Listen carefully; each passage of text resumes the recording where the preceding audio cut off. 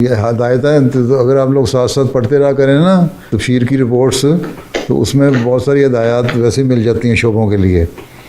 جو مختلف دوروں کی رپورٹس ہیں نا، آپ نکال کے دیکھیں، ان میں مربیان کے لیے بھی اور عاملہ کے ممبران کے لیے بھی ہدایات ہیں. ان پہ جنہوں نے عمل کرنا ہوتا ہے وہیں سے دیکھ لیتے ہیں، جنہوں نے عمل کرنا ہوتا ہے وہ خطبہ سنتے ہیں اور خطبے میں سے کوئی پوائنٹ نکال لیتے ہیں، چاہے وہ صحابہ کی سیرت پہ بیان ہو رہا خطبہ ہونا کہ یہ ہمارا کام ہے، ہم نے یہ کرنا ہے.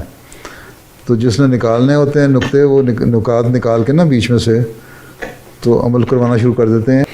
اس لیے جو کام کسی کے سپرد کیا ہے اس کو دل لگا کے اس کو کرنا چاہیے. یہ نہیں کہ اگر ایک کو صدر خدام الاحمدیہ بن گیا یا محترم تربیت خدام الاحمدیہ کا بن گیا یا کوئی اور بن گیا تو اس نے جماعتی کام نہیں کرنا، یا ایک جگہ کسی کمیٹی کا ممبر بن گیا تو دوسرا کام نہیں کرنا.